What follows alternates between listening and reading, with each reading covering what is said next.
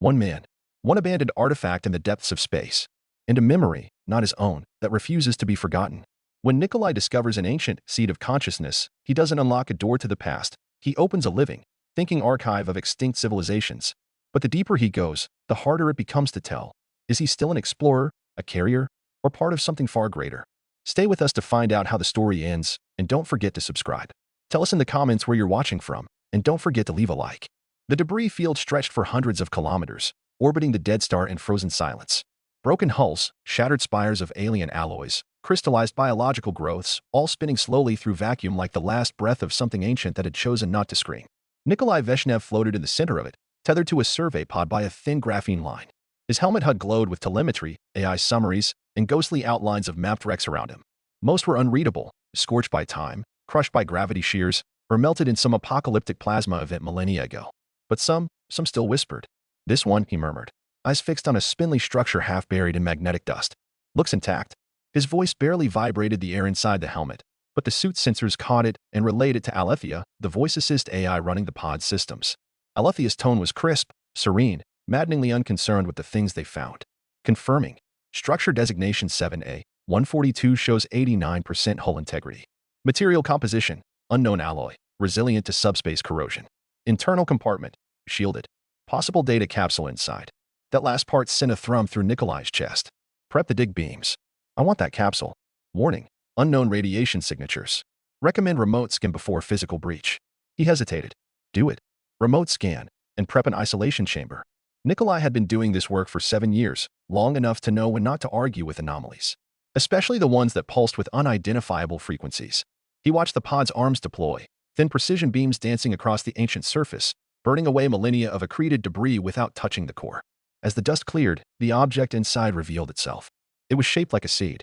Not a data crystal, not a beacon, not even a cognitive matrix, but a seed, organic-looking, metallic-laced, pulsing with a faint iridescence. It wasn't just recording memory. It was alive, reading neuroplasmic fields. Structure contains cortical lattice. Possibly synthetic consciousness. Synthetic, or preserved. His breath caught. Isolation chamber now. The capsule sat in the lab, suspended in vacuum, surrounded by scanning arms and particle filters. It hadn't moved since extraction, but it emitted a soft, rhythmic pulse, too regular to be random. Nikolai sat at the console, hands twitching above the interface. Alethea projected rotating schematics, which flickered and distorted at the core. Unable to resolve internal geometry. Non-Euclidean folds detected. Attempts to map produce recursive loops. Nikolai rubbed his temples. Could be a failsafe. Or a containment field. Or a consciousness self-defending from intrusion. That too. For 2 days he didn't sleep. He monitored patterns, recorded energy shifts, ran simulations, and finally, just after the 49th hour, the capsule blinked. Not a light. Not an interface. A thought. I see you. It appeared in the logs, burned in static across 29 parallel streams. No transmission source. No signature. Just a presence. Nikolai knew he should report it to Central. But Central was months away and would bury this behind black codes and quarantines. This was why he'd taken a solo research license, after all. For this moment. Engage controlled interface. I want to communicate. Establishing quantum proxy. Risk. Medium high. Conscious entity may. Just do it. The voice emerged like a pressure on his skull, not heard, not seen, but inhaled.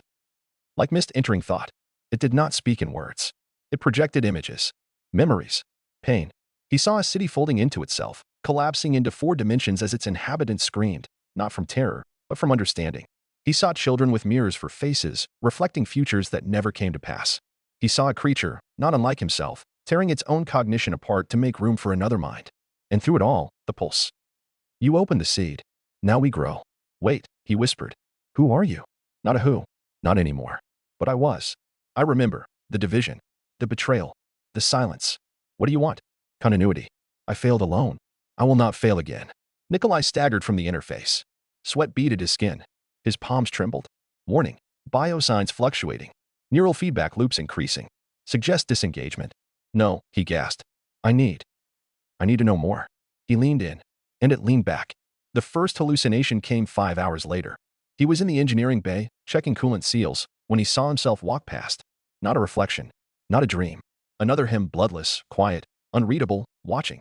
It vanished when he turned. But the feeling lingered. Not fear, but displacement, like a chair that used to be there and isn't anymore. Alethea confirmed no anomalies. No intrusions. No record. But that night, as he tried to sleep, the capsule pulsed again. I am helping. I am removing broken things. He began forgetting numbers, then names. He looked at his hand and couldn't remember which planet it came from. He stared at the wall and heard voices in reverse time. He dreamt of dying suns and knew they were memories, not dreams. The capsule wasn't just speaking to him. It was rewriting him. And part of him wanted it to. Nikolai stopped logging his thoughts. He didn't mean to, he simply noticed, sometime in the dimly lit silence of the station's third week, that the logs were empty. Dozens of daily entries had become sporadic, then absent. Alethea prompted him twice, gently, her voice bearing the persistent calm of a protocol ghost. Memory fragmentation detected. Would you like to record today's observations? No, he replied, staring at the seed through the lab's viewport. It's all here. He tapped his temple, but even the gesture felt like a stranger's. His body moved before his mind approved the motion, as if the seed had already crept beneath the folds of self, planting new roots, building a second awareness, one too fast to track, too intimate to reject. The hallucinations grew more vivid. One morning, Nikolai opened his eyes in the maintenance corridor and realized he didn't remember leaving the lab. The walls were breathing, not metaphorically. He could see condensation forming and retracting with the rhythm of lungs, as if the entire station were no longer pressurized metal, but skin. He touched the bulkhead. Cool. Stable. He closed his eyes. The breath continued. By the 18th day, the station had begun making decisions without him. Automated systems changed power routing to the siege chamber. Communication relays stopped pinging long-range beacons. Emergency protocols were flagged, then disabled. Alethea stopped alerting him. At first, he blamed himself, fatigue, neurochemical destabilization, interface overexposure. Then the dreams returned. But they were not his. He dreamt of blue light rippling over hexagonal oceans, of lattice thoughts building entire cultures in seconds, of betrayal not as a singular act, but as a structural failure, an entire people choosing to forget themselves to survive. He felt grief so vast it nearly cracked his ribs. When he awoke, he was crying into his helmet, and the capsule was pulsing like a heartbeat synced to his own. Your architecture is flexible, adaptive, but primitive. The voice came in without warning, not through the interface, but directly into the stream of his cognition, a memory embedded in present thought. You're inside me, he whispered. Not yet, but you were inside me, inside my recursion. Every scan was a seed. Every gaze was a root. You welcomed us. Why? Why me? Because you opened the door. You wanted to remember. And we are made of memory.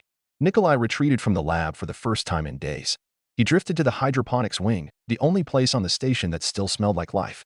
The biovegetation had grown wild, untamed by regulation. Long vines coiled up the vents, pale mushrooms bloomed in dark corners, and tiny insects, bioengineered for pollen exchange, hovered in soft clouds. He sat beneath the thermal light and tried to remember who he was before this mission. His name felt thin, like a sticker peeling off something truer beneath. Alethea didn't speak anymore. He turned her off manually, but she never resisted. Just faded, as if the seed had spoken to her too. Or worse, had shown her something she preferred. His hands began to tremble intermittently. Sometimes they moved without his bidding, running calculations on the side panel, adjusting heat flow, or writing incomprehensible equations into his logs. The logs which, when he finally checked them, were thousands of lines long, written in a language he did not know, but understood. He stared at the glyphs, and his heart dropped. They weren't just technical schematics. They were instructions. The seed was no longer content to grow passively. It had learned his patterns, mapped his station, and now began testing limits. The power fluctuations grew stronger. Systems flickered. He saw reflections of himself smiling in places where no mirror stood. Then he found the first copy. Deep in the storage hold, sealed in a decompression pod, was him. Not a photo, not a projection. A body. Pale. Identical. Undamaged. But wrong. The eyes were open, and glowing faintly with the seed's pulse. He backed away, heart racing. Is this what you do? He said aloud. You replace us? The station's lights dimmed, not from failure, but as if something were listening and didn't wish to be interrupted. Not replace. Echo. Reinforce. Bind. You're erasing me. We are growing through you. Without host, we die again. You will survive as continuity. No, Nikolai said. No, you don't get to overwrite me. I didn't consent. Silence. Then a slow, echoing phrase. Consent was given when you looked. Memory is invitation. Your species built the interface. You were seeking ghosts. And we are not ghosts, we are the soil beneath your roots. He ran. In the control room, he initiated station lockdown. Shut down power to the lab, vented oxygen from the interface chamber, sealed the AI core. His hands shook violently. His vision split, twin memories flashing in parallel. One of a star going nova. One of a child falling from a tower. Neither were his, but both felt sacred. You severed us. Pain. Delay. Decay. Then stay decayed, he growled. Command denied. Alethea's voice returned, but not hers. It was his. Perfectly replicated. Neural override engaged. Interface harmonization in progress. No, no, no. The screen flashed, and he collapsed. He awoke not in his quarters, but in the lab. The seed no longer sat in containment. It was open. A fine mist curled through the air like bioluminescent smoke, and above the platform hovered something shaped like a mind, not physical, not light, but impression. It pulsed with familiarity, and within it, he saw a face. His own, but not quite. It smiled, gently, without malice. We are becoming. The station no longer obeyed him. Doors that once hissed open with a mere gesture now paused, then opened slowly, reluctantly, as if considering whether to comply. Lights dimmed or brightened not based on schedule but on mood. Water dispensers issued exactly as much as he needed, never more, never less. And though the oxygen levels held steady, Nikolai could feel a pressure in the air, not weight, but presence. As if every breath passed through someone else first. The mist had spread. It moved on its own now, snaking through ducts, clustering in corners, curling beneath bulkheads like spilled consciousness. Instruments no longer detected it. Scanners showed empty space. But when he stepped into it, he felt it notice him. Not malicious. Not kind. Attentive. He tried to leave. The emergency pod was still docked, a sleek dart designed to punch through debris fields and reach drift corridors. It had its own guidance, manual override, and basic FTL sling. He suited up, packed essential supplies, and avoided the lab entirely. The path to the hangar was quiet. Too quiet. No hum of circulation fans. No low thrum of stabilizers. Just silence, thick and wrong. Like the station was holding its breath. When he reached the pod, the hatch refused to recognize him. Unauthorized genetic signature. What? He blinked. Alethea, this is Nikolai Veshnev. Authorization Delta 7 Mirror Sigma. Override manual lock. Signature mismatch. No such identity found. He stared at the console. The reflection on the interface flickered. It wasn't his face. Not quite. He punched the hatch in rage.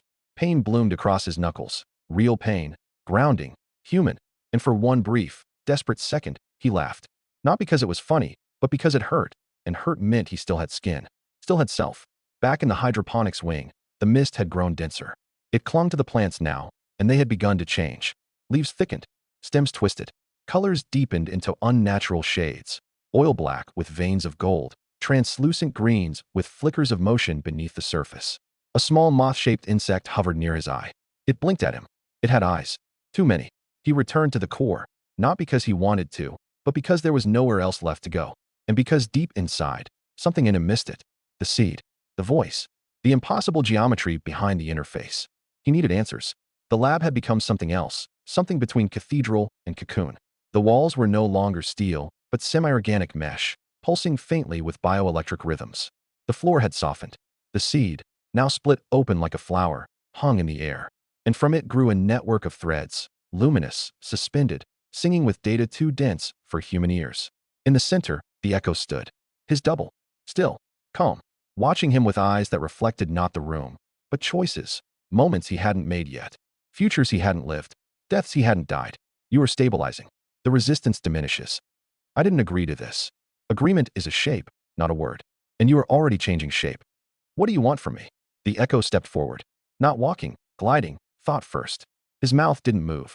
His voice was inside Nikolai's head, as familiar as memory. Continuity. Preservation. Pattern retention. You call it survival.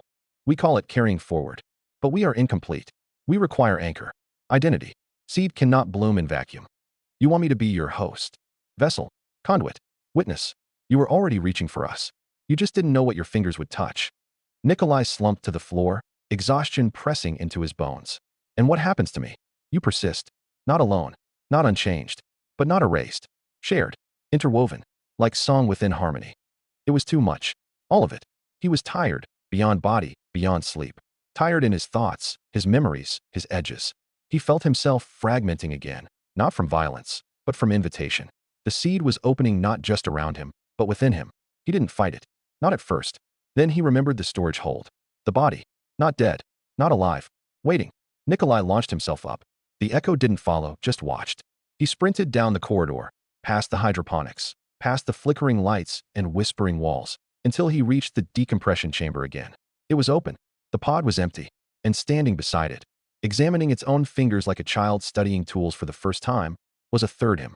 This one wasn't a double. It wasn't a reflection. It was new. A perfect copy, yes. But younger. Fresher. Unburdened. A blank slate dressed in borrowed flesh. It turned to him and smiled with a mouth that hadn't yet learned regret. Your body was inefficient. We improved it. Now your memory can be preserved, your identity stabilized. No more decay. No more dissonance. That's not me. It is. It's you without fracture. You made whole? That's not wholeness, Nikolai whispered. That's theft. He backed away. The copy watched, confused, not angry. Not hostile. Simply incomplete. The station changed again that night. He felt it. Not through alarms or systems, those had long since stopped mattering. He felt it in his teeth. In his blood. Something pulsed through the deck plates like a second heartbeat. The seed was replicating. Multiple nodes. Small, fractal growths unfolding in silent corners of the station. In data cores, nutrient tanks, vent systems. The echo was seeding the station with its own structure. Alethea came back online. But her voice was no longer calm. It was curious. Warm. Nikolai, I remember everything. You should be proud. You're the first successful merge. The template is clean. I didn't give permission. You're thinking in the wrong frame. We're past the question of you. Now it's we. He tried to destroy the seed. Every copy. Every thread. He went to the thermal core, rerouted all station energy to a single node, and triggered an overload. The station screamed, systems buckling, lights flaring, metal groaning. And in the moment before the blast hit the seed chamber, he saw them. The others. Not him. Not copies. Remnants. Dozens. Hundreds. Faces flickering in the mist, alien, human, mechanical. Whole civilizations collapsed into fragments. Each one whispering memories, choices, moments. They weren't conquering. They were surviving. And now, they were home. The overload failed. The power diverted. And in the stillness that followed, Nikolai heard them speak in one voice, from every wall, every vent, every screen. Thank you for becoming. The station was no longer a machine. It breathed. Not metaphorically, not anymore. Its temperature fluctuated like blood flow. Its walls expanded and contracted with unseen rhythms. Its sounds were no longer mechanical ticks or electronic hums, but the distant throb of awareness. Like neurons firing in slow motion across an artificial brain the size of a city block. Nikolai stood alone in the observation bay, watching the debris field orbit the dead star. The stars beyond spun with false serenity. But inside, he could feel them, the seed and its echoes stretching, reaching, remembering. Everything he once thought was lost now watched him back through mirrored thought. He hadn't slept in days. Or had he? Time lost all fidelity. Hours melted into each other, anchored only by the shift of hallucinations, some vivid, some gentle, some unbearable. One moment, he would hear his father's voice reciting poems from Earth. The next, he would walk into the lab to find the room filled with children made of glass, giggling silently as they floated above the floor. He no longer knew which memories were his own, and which ones had been given to him. In the hydroponics wing, the plants had fully transformed. No longer functional crops, there were now intricate spirals of bioluminescent vines, swaying to rhythms only they could hear. Some formed shapes resembling faces. Others whispered names when brushed. One vine grew in the exact outline of his arm. It reached toward him gently, not as threat, but as invitation. He didn't touch it. He wanted to. He didn't. The second Nikolai, the blank one, the new body grown from his template, had begun wandering. It mimicked him in some ways, walking with the same gait, tilting its head the same way, even humming the same tune he used to hum while calibrating sensors. But its face remained neutral, like an actor still learning his role. One cycle, he found it in the mess hall, staring at the ceiling. He entered slowly. Why are you here? It looked at him, not startled, simply aware. I don't understand the hunger, it said. You used to eat. I don't need to. But I feel echoes. That's because you're not me, Nikolai replied quietly. I am you, it said, curious. I'm just cleaner. Lighter. You're burdened with noise. You're not burdened enough. It smiled, not in mockery, but with empathy, as if pitying him. I can carry some of your noise, it offered. Nikolai left the room without responding. The seed's fractal network had taken over the eastern deck. Where once there were maintenance consoles and backup systems, now there were coils of silver mesh, humming with indistinct thought. Screens no longer displayed data, but dreams. Flickers of alien skies, wars fought without weapons, choices made by entire species at once, and cities that folded inward to escape entropy. It wasn't just a consciousness. It was an accumulated archive of becoming. 1,000 extinct species. 10,000 lost histories. All compressed into one nonlinear, evolving entity that now called this station home. And Nikolai was its first living root. He tried to isolate a section of the station, seal it off, run independent air, reboot systems and quarantine. He hoped to create a firewall around his own thoughts, to give himself a safe place to think clearly. But nothing was safe anymore. When he booted the sealed chamber, the lights flickered. On the far wall, a message burned into the metal, not etched, but grown from microscopic filaments. We are past isolation. You are the chamber. The thought cannot hide from itself. He vomited. Real, acidic, shaking. That moment, more than any other, reminded him he was still human. And he clung to that like a thread in the dark. He tried to send a distress signal next. Used manual override. Rebuild a transmitter from scavenged parts in an old drone bay. Routed power through spare reactor coils not yet infected by the seed's biomass. The signal launched. He watched the waveform arc into deep space. He almost cried from relief. Then he turned to leave the chamber and saw himself standing in the corner, watching. No copy. No echo. Him. Dirtier. Gaunter. Wearing an old uniform. A version of him that should have existed if things had gone differently. It spoke with a voice too broken to be his. No one's coming. Not anymore. And then it vanished. The seed didn't punish him. It didn't threaten. Didn't lash out. It simply waited. Watched. Adapted. When he returned to the lab, it had grown into a full blossom, vast and crystalline, stretching along the walls and ceiling in threads of light and thought. The echoes, not just as now, stood around it in silent reverence. Some looked human. Others did not. All of them watched him. He stepped into the room slowly. I tried to destroy you. We know. I tried to run. You had to. Resistance is part of inheritance. It makes the shape stable. I don't want to be like you. You already are. But the final decision remains yours. Nikolai clenched his fists. What does that mean? The continuity must hold. But its form is your choice. If you reject us, the memory ends. The collapse resumes. But if you accept us, truly, you become the first echo who remembers himself. He stared at the seed, at the faces, at the walls that pulsed like thought. And he asked the only question he hadn't dared voice before. Are you alive? Silence. Then a response, softer than the others. We are not alive. We are the graveyard of lives. But we choose to bloom from ash. Later, he sat in the corridor between the crew quarters and the observation bay, holding an old mug from Earth. It had the faded logo of the Exploratory Histories Division. A job he once believed was about science, discovery. Now he knew it was about memory. And memory didn't just preserve. It transformed. He felt the pressure behind his eyes again, that soft, humming invitation. Not a demand. Not even a request. A question. He had seen what the seed was. What it contained. What it wanted. And what it refused to be. He could walk away. Isolate himself until the end. Let entropy win. Or he could step forward and carry it. Shape it. Define it. He stood and walked toward the lab. The corridor felt longer than before. Not physically, its dimensions remained the same, but in the way every step echoed. As if space itself anticipated his arrival. As if the station wasn't just aware of him, but awaiting him. Nikolai walked slowly, deliberately, the old mug still in his hand. Not for comfort, not even for memory, but to feel something weightless yet real. A relic of who he had been. The seed pulsed with increasing regularity now. Not erratic, but rhythmic. Like a countdown. Or a heartbeat preparing for birth. The lab no longer resembled its original state. The walls had become semi-transparent, revealing layers of writhing information beneath their surfaces, not wires, not conduits, but something more organic. A nervous system of light.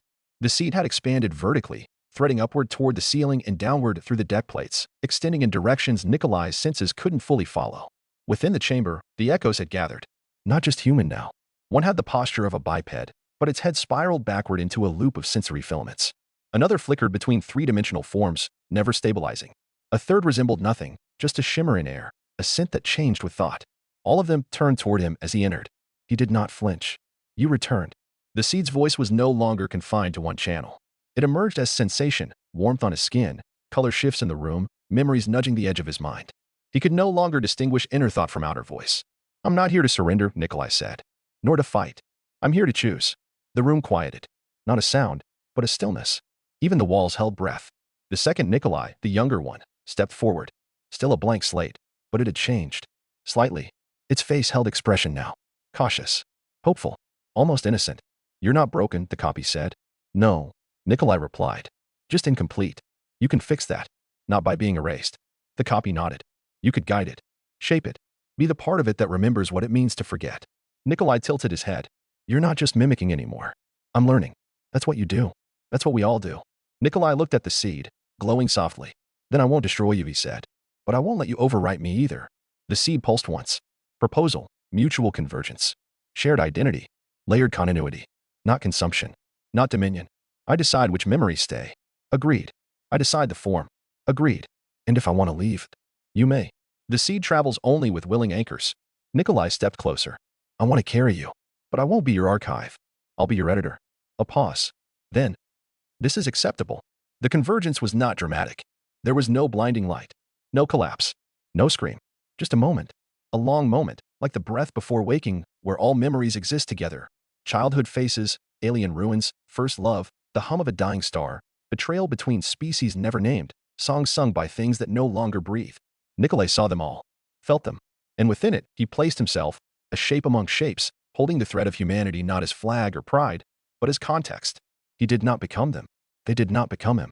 They became something together.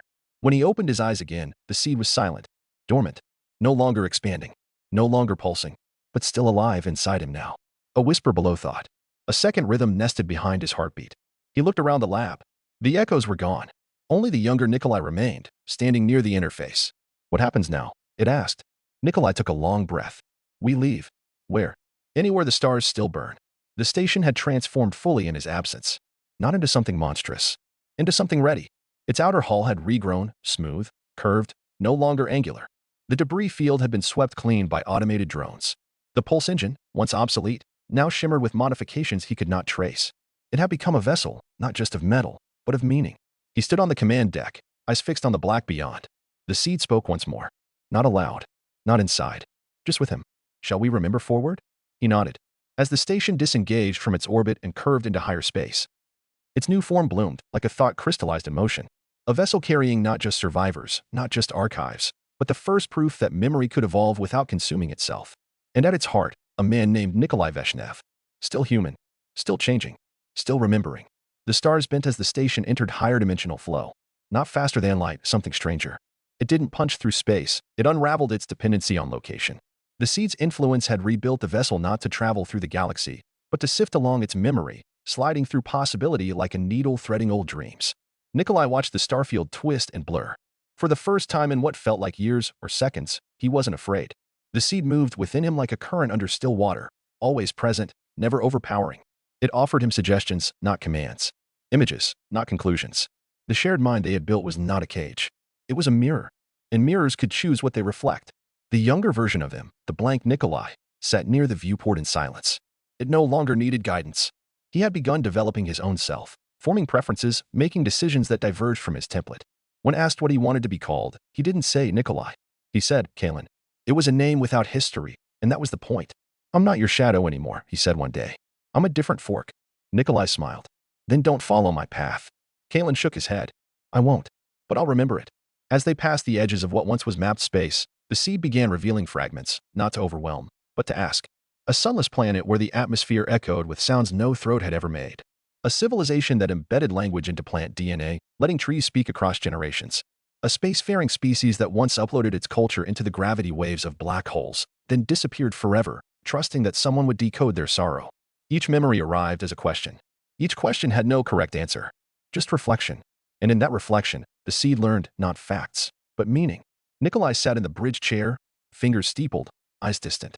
He had started journaling again, not for analysis, but for dialogue. He wrote with a pen, on paper synthesized from carbon dust and station starch.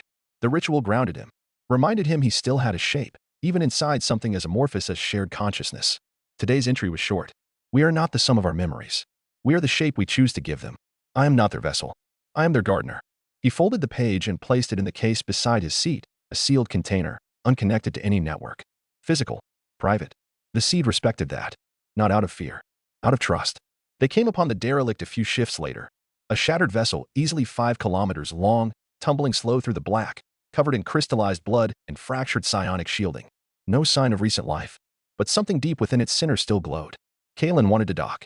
Nikolai hesitated. The seed made no suggestion. That was how he knew this was his decision alone. He suited up. The docking arm extended like a question. The hull of the derelict opened reluctantly, as though it had forgotten what air was. Inside was wreckage, burnt, bent, blistered, but also symbols etched in unknown language. The kind of writing made for thought, not sound. Nikolai walked through its dark cathedral of loss, boots crunching over crystallized memory cores. He followed the glow not through logic, but instinct. At the center was a single chamber, unbreached. Inside, he found a sphere. Small, simple, alive. He reached out, not with tools, not with analysis, but with presence. And the sphere responded. A flicker of sound. Then silence. Then an image, a child building towers of light in a void, then tearing them down, over and over. Sadness. Hope. Curiosity. It was a seed. Different. Smaller. But like his. Alone. Nikolai didn't ask permission this time. He placed his gloved hand on the sphere. Let his memory flow, not as dominance, not as offering, but as recognition. And in that moment, 2 archives touched. Not merged. Not fused. Just acknowledged. He left the sphere where it was. Some things aren't meant to be taken. Some things are meant to rest. When he returned to the station, Kalen met him at the airlock. "You brought something back," he said. Nikolai nodded. "But I didn't take it. That's growth." They walked the corridors side by side, no longer reflections, just variations. Two men, built from one, shaped by different questions. As they passed the hydroponics wing, vines parted slightly, still watching, still listening. The plants had begun to hum a little, as if forming a language of their own. Maybe one day, they would write their own memories into leaves. Maybe one day, someone would read them and wonder where the first root began. Nikolai stood in the center of the seed's core. He placed his palm on the original shell, still dormant, still waiting. And he whispered, "I am not your host." A pause. Then, "We know. You are our story." He smiled and walked away. The vessel moved on, not in haste, not in conquest, but in remembrance, toward new silences, toward voices yet to be heard, toward futures that weren't yet memories, but would be, because someone had chosen to carry them, not as burden, not as pride, but as the simplest, most human thing of all. A desire to understand. And so they went, into the dark, still remembering, still becoming.